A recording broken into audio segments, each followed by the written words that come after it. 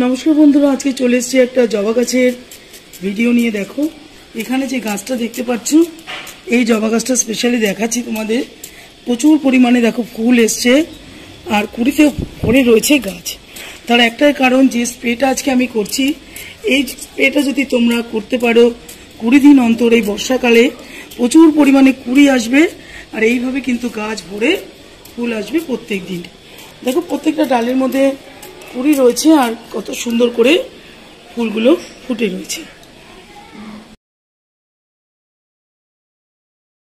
नमस्कार बंधुरा बेदिक इंडियाने सकलके स्वागत। आज के एक जबा गाছের ভিডিও নিয়ে চলে এসেছি।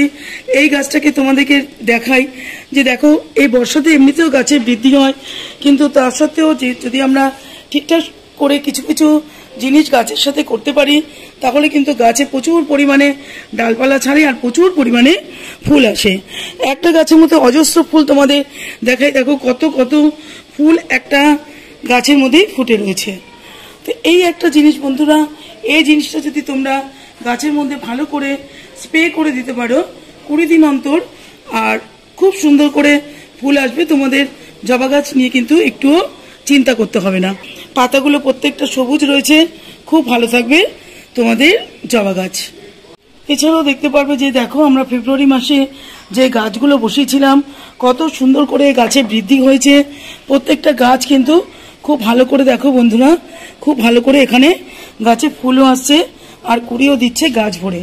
প্রত্যেকটা গাছের বৃদ্ধি দেখো ছোট ছোট গাছ ছিল যে বৃষ্টির জল পড়েছে আর কিছু কিছু সার এর মধ্যে দিতে খুব ভালো করে গাছের বৃদ্ধি হয়েছে।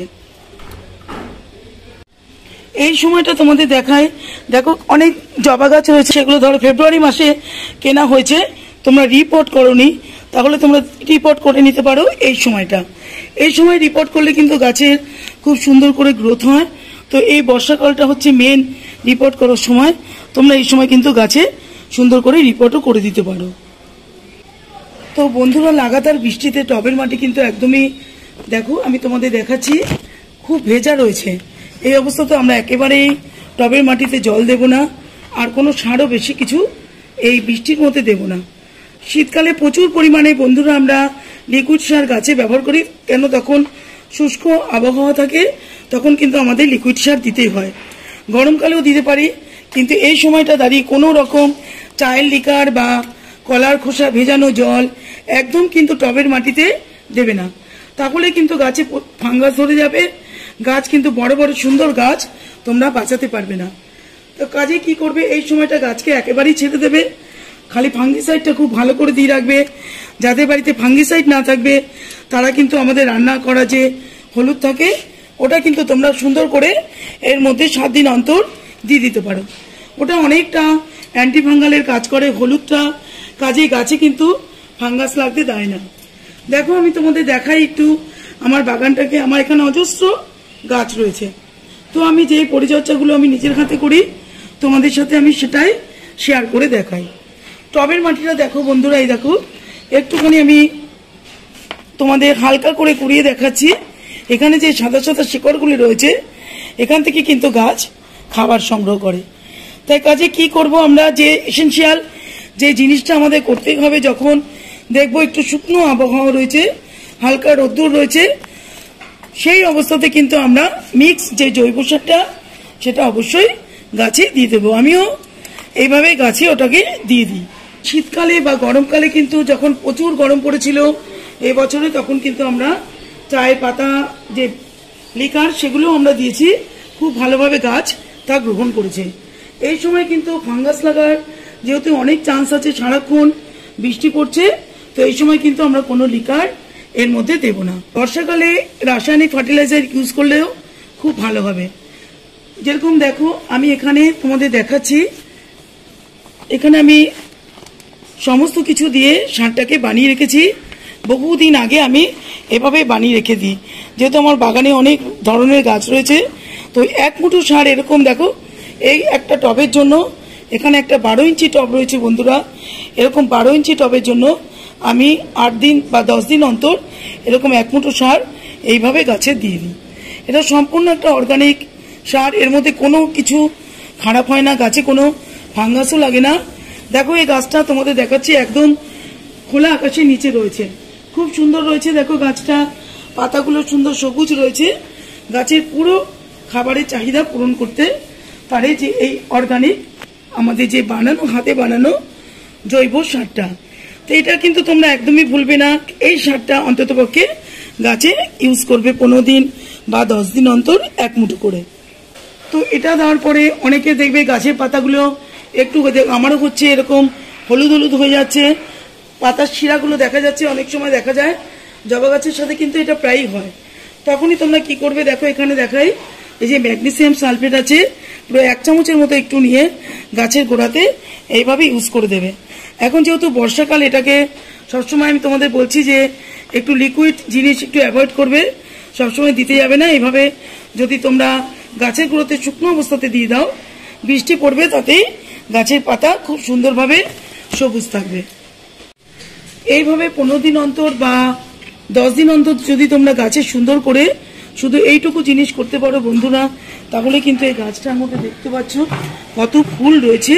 এইভাবে প্রত্যেকটা জবা গাছ তোমরা সুরক্ষিত করতে পারবে। একটা গাছও তোমাদের ফাঙ্গাস লেগে নষ্ট হয়ে যাবে না। আর এই বর্ষাকালে প্রচুর পরিমাণে দেখবে প্রত্যেক দিন এইভাবে ফুল আসবে গাছ ভর্তি। এটা হচ্ছে NPK 0050। এটা যদি তোমরা একবার জবা গাছে এই কুড়ি বা ফুল অবস্থায় তোমরা দিতে পারো, প্রচুর পরিমাণে আরও কুড়ি আসবে। আর যে কুড়িগুলো দেখতে পাচ্ছ খুব সুন্দর করে গাছে আসবে আর ফুটবে খুব ভালো করে। একটা কুড়িও কিন্তু ঝরে পড়বে না, খুব একটা কার্যকারী একটা NPK। এটা কিন্তু এই সময়টা ঠিক বর্ষাকালে যেরকম সিজন, সবসময় বৃষ্টি আসছে, এইরকম অবস্থাতে তোমরা এই 0050টা একবার যদি ইউজ করতে পারো বন্ধুরা, খুব ভালো করে একটা গাছ থেকে অজস্র ফুল পাবে। তো স্পেশালি যে জিনিসটা তোমাদের আমি প্রথমেই দেখালাম, যে 0050 যে NPK ফার্টিলাইজারটা, সেটা কিন্তু গাছে দেখবে এরকম ফুল, যখন দেখবে এরকম ফুল হচ্ছে প্রচুর পরিমাণে বা কুড়ি আসছে প্রচুর পরিমাণে বন্ধুরা, তাহলে কিন্তু তোমরা অবশ্যই এই 0050টা 10 দিন অন্তর বা 15 দিন অন্তর এইভাবে গাছে স্প্রে করে দেবে। যখনই তোমরা দেখবে 0050টা দিচ্ছ, তখনই ভরে ভরে কিন্তু ফুল আসবে গাছ ভরে। ফল গাছের ক্ষেত্রেও তাই, ফল গাছ যখন গাছে ফল থাকা অবস্থায় গাছে খুব ভালো করে এটা স্প্রে করে দিতে হবে। খুব ভালো করে স্প্রে করে দেব। আর টবের মাটিতে যেটুকু আমার বেঁচে যাবে সেইটুকু আমি টবের মাটিতে বন্ধুরা দিয়ে দেবো।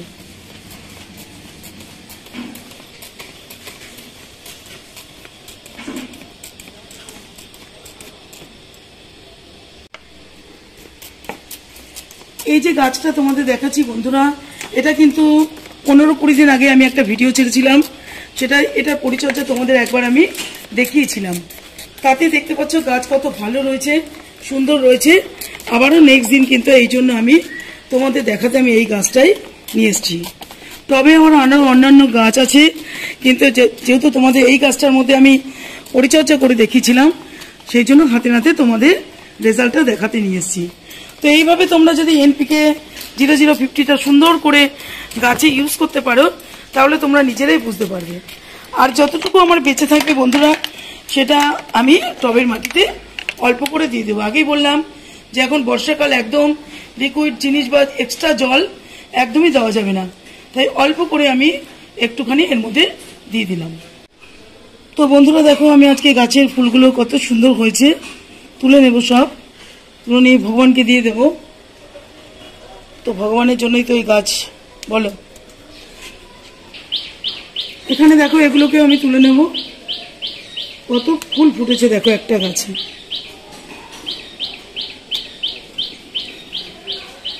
পুরো আমার ঠাকুরের সিংহাসন কিন্তু এত সুন্দর ফুলে ভর্তি হয়ে যাবে, খুব সুন্দর আলোকিত হয়ে যাবে একেবারে।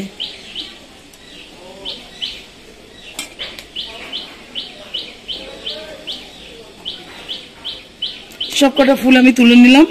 তো বন্ধুরা, বর্ষাকালে আমরা হতাশ হয়ে যাই, অনেকেই কিন্তু গাছের পাতা ফাঙ্গাস লেগে মরে যায়। তো লক্ষ্য রাখবে সবসময়, আগেও বললাম ফাঙ্গিসাইড কিন্তু অবশ্যই দেবে। যখন দেখবে যেদিনকে একটুখানি একবেলা বৃষ্টি এলো না, তখনই তোমরা গাছে ফাঙ্গিসাইড দিয়ে দেবে, এই টবের মাটিতেও দেবে, এখানে স্প্রে করে দেবে। আর পোকার ওষুধ তো দেবেই। বর্ষাকালটা খুব একটা গাছে পোকা নেই, দেখো এখানে লক্ষ্য করলে দেখতে পারবে গাছের পাতা কিন্তু সব ফ্রেশ রয়েছে, সুন্দর রয়েছে, সতেজ রয়েছে। কাজে পোকা যদি থাকে তাহলেই দেবে, নয়তো ফাঙ্গিসাইডটা এখন এই সময়টা খুব জরুরি, তো এটাই দেবে। তো ছোট্ট একটুখানি আমি আজকে ভিডিও নিয়ে আসলাম, তোমরা কিন্তু অবশ্যই দেখো। এতক্ষণ ধরে ধৈর্য ধরে ভিডিওটা তোমাদের দেখার জন্য অসংখ্য অসংখ্য ধন্যবাদ। তো এই ছিল আজকে আমার জবা গাছের ভিডিও। নেক্সট দিন অন্য কোনো ভিডিওর মাধ্যমে আবারও আমি হাজির হয়ে যাব। আজকের মতো রাখবো বন্ধুরা, নমস্কার।